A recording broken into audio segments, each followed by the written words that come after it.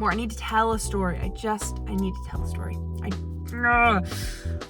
What made writing exciting when you first started writing, when you first discovered it, and that doesn't negate what I am able to do and why it's so important for us to create when there's so much AI generated art out there. Before we get too far into this video, I'm sorry for it having taken so long. I have been recovering from a concussion, and so this video was supposed to come out a week ago, and I haven't been editing in starts and stops because it's been hard to look at screens. Anyways, I hope you enjoy and consider giving this video a like if you enjoy it, and consider subscribing if this is the kind of stuff that you are interested in knowing more about. And anyway, but yeah, enjoy.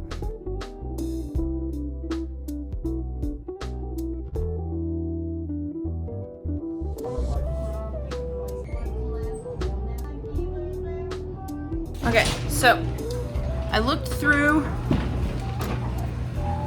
Maybe I have to wait for the garage door to be closed. Okay, so I looked through a bunch of my different notebooks, and we're adding whimsy back into my life, right? So we're making writing more whimsical.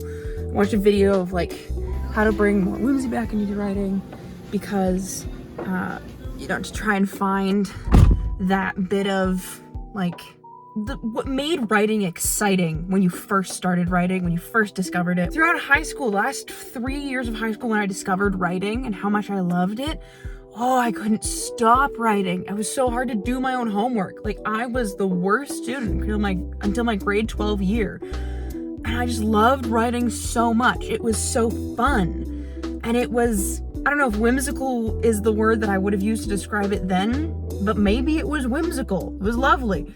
So I need to get that back. One of the things that I'm gonna do is I'm gonna go out and I'm gonna grab a notebook, and I'm not gonna give it any vibes. I'm not gonna attribute anything to it.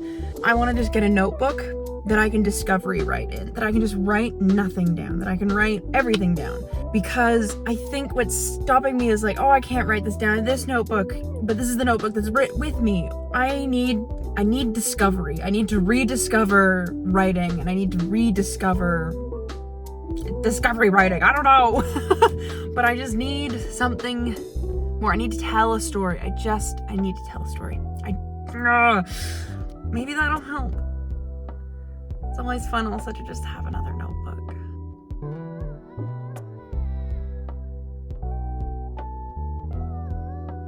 Notebook acquired. I like moleskin lines because they're not very intense. They're more of a light line, so I'm okay writing in lined in a moleskin book. Don't like how expensive they are. But I found my little black pocket book. They finally made more of the blank ones, or at least had them in stock when I was in. So, very happy about that. One eternity later. Gosh, apparently I was thirsty.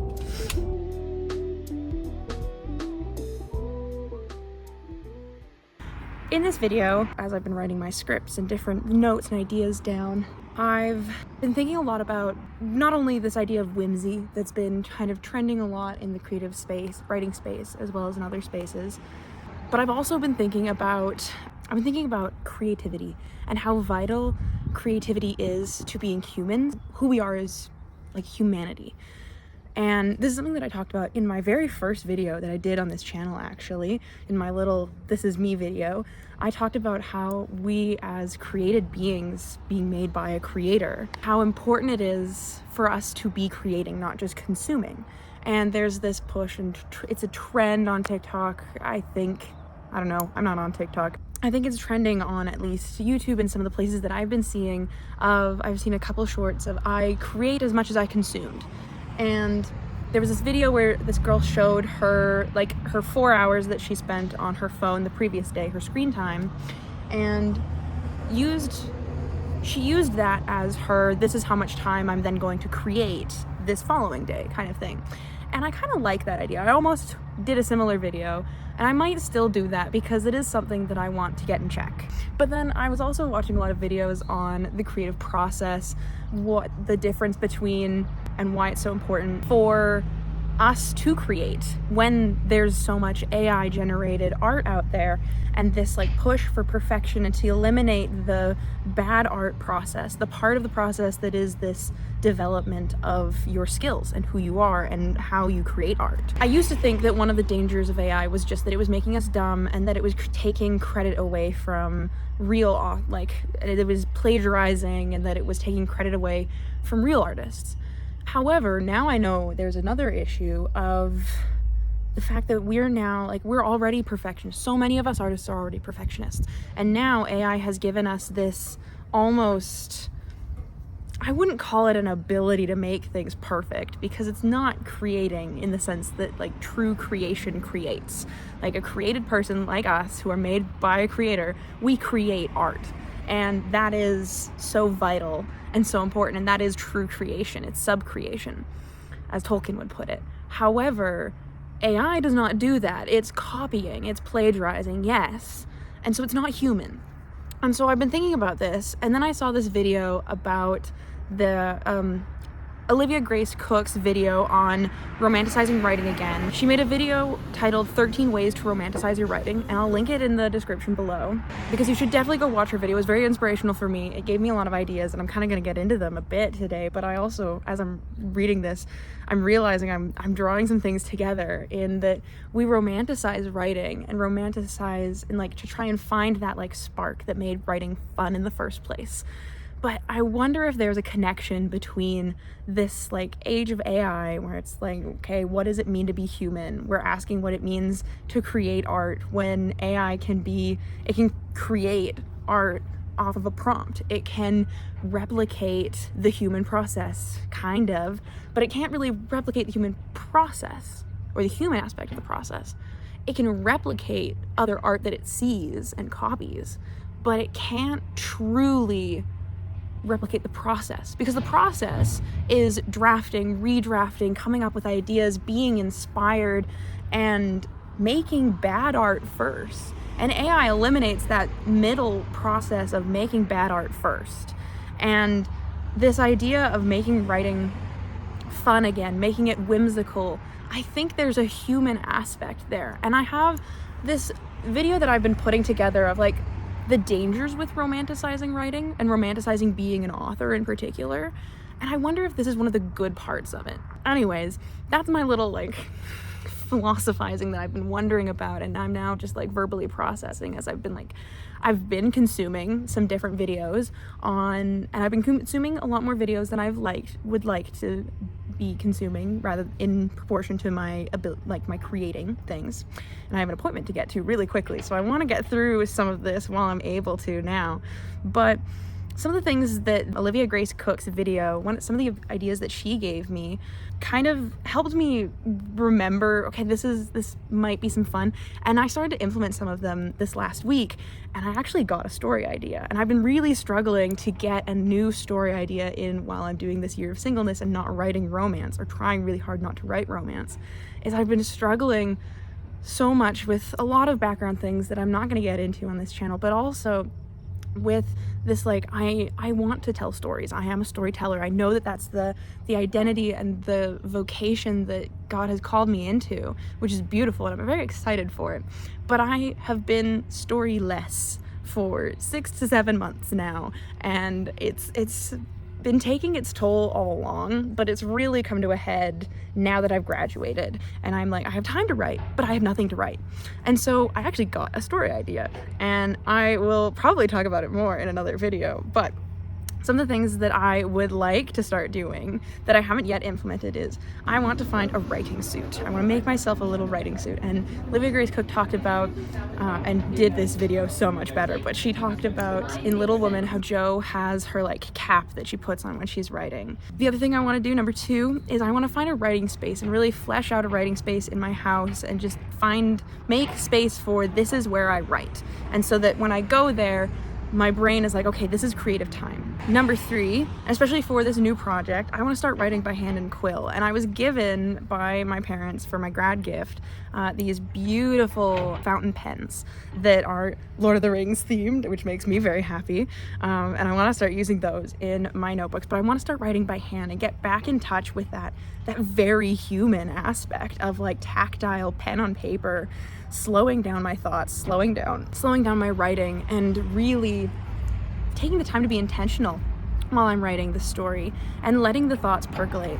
I can't remember if it was Lewis or Tolkien who said that he loves writing by hand because it gives him time between one thought and the next. I also want to start reciting poetry and writings aloud. And number 5, I want to find a place no one would think to find me in while I'm there. The things that I've tried that actually kind of led to getting the spark for a creative idea. I started literally writing down what I saw. So I got a notebook, this blue one that I got a couple weeks ago, I think. And what I did was I started just literally write down what you see. And so I sat down and it was beginning to storm outside. So I sat here and I saw a tree moving. And I just started to write it down, started to describe what I was seeing, what I was literally seeing. Not what I was hearing, not worrying about the other senses, but just practicing observation. And I wrote I think I wrote 3 of them, and I was just writing one a day, just like sitting down and setting them aside sometime to just write what I saw. I've fallen a little out of practice with that, which I want to get back into because clearly it was working. I also started writing by hand. Particularly, I started writing using ink. I think I've shown it before, but 2 writing quills. One of them is Gandalf themed and one of them is the Ring Bearer themed. The Ring Bearer theme is the one that I like writing in my green themed notebook. That this is, I think, the book I'm going to write this project's first draft in.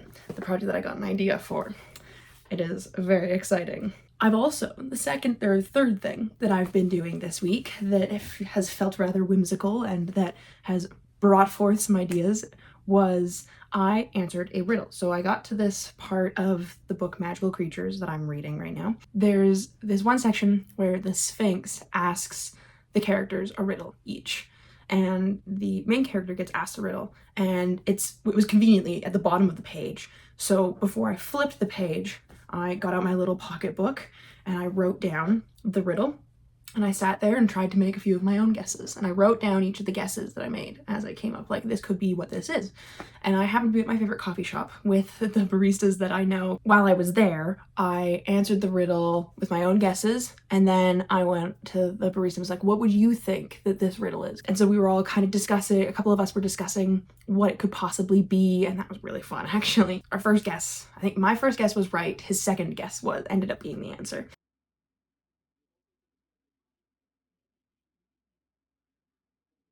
It was very fun and felt very whimsical.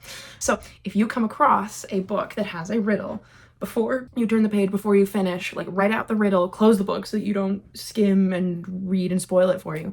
But try to answer the riddle yourself beforehand. It'll extend your neuroplasticity. It'll help with stretching creative muscles, as well as helping you to just be a more creative and smarter person in general. And it's that little bit of friction that we all need in our lives now that our phones have made us so freaking dumb because it's eliminated the friction in life. And I'm raging against that right now because I realized I fell back into bad habits in the sense that I've stopped doing these things, and creativity has been a lot harder for me in this last week as opposed to the week before when I wrote this and was like, oh, these are all working. Here's what I've been doing. Should have been doing those things. Number 4 is I've picked a coffee shop, and I've picked a coffee shop that is very vibey. I hate that word. I hate it so much, but it's a coffee shop that it's very whimsical. It's the kind of environment that an author would flourish. And the coffee shop smells like my Nana. And so it's very comforting. And I didn't even realize that comforting smell, even though walking in there, I always felt it very comforting, very calming. I never actually figured out why. I went there with my mom and she said that it smelled like Nana.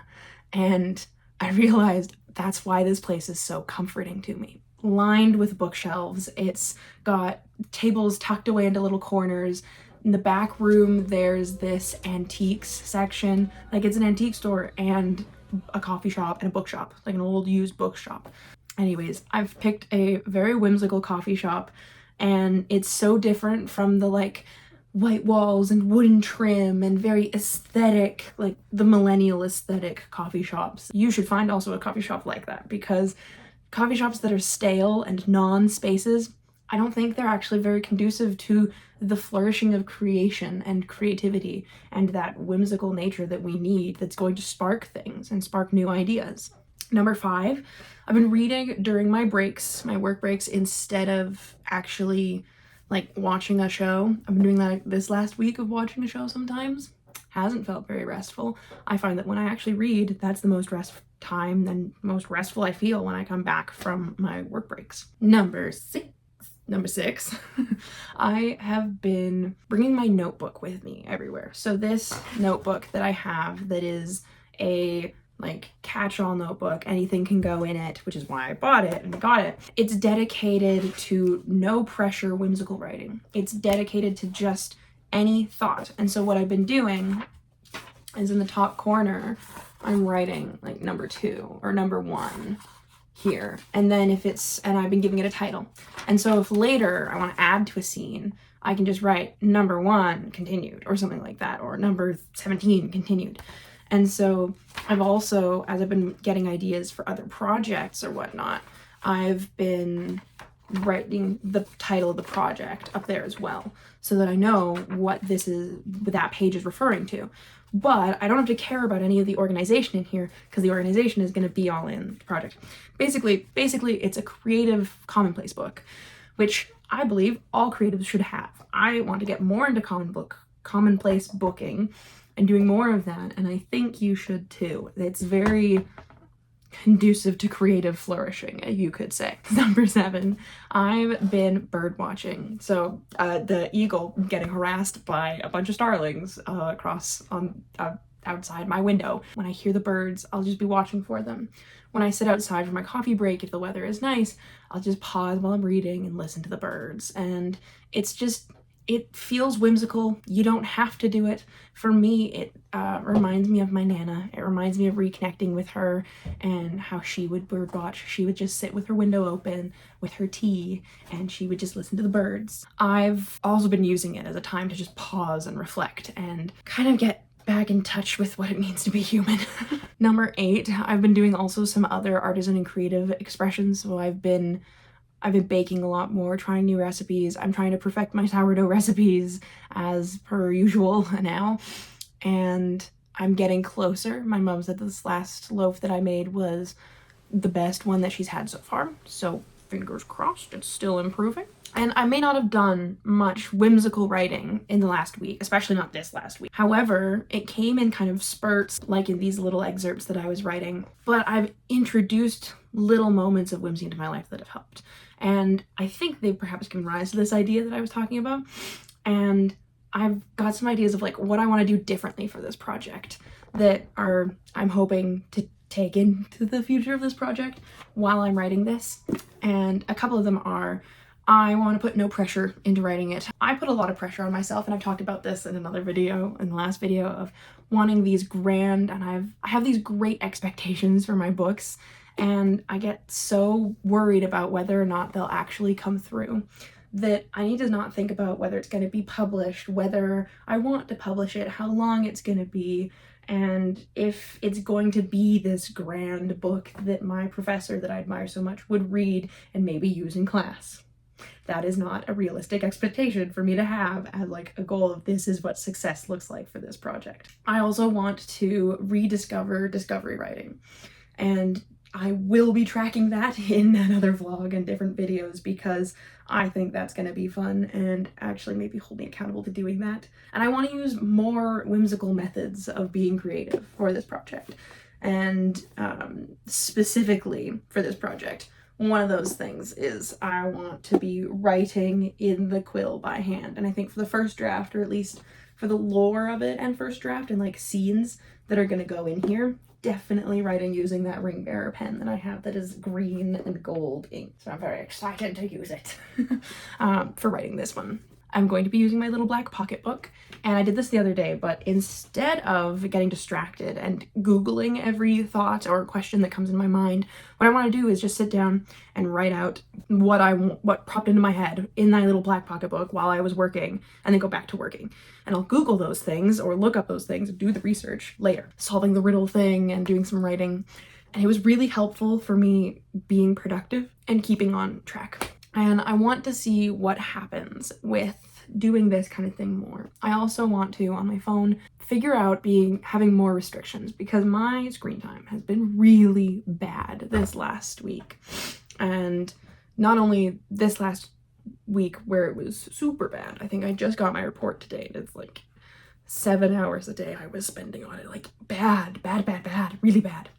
I don't even know where that time's coming from. And I know some of it is used at night when I like have music playing or like sleep story going on in the background while I go to sleep, so that I can but I don't think that's the only place where that big chunk of screen time is happening. So I want to get that under control. And because I say I don't have time for things, I don't have time for my hobbies, I don't have time for what I want to do, when that's a lie, because clearly my screen time says that I do have time for it.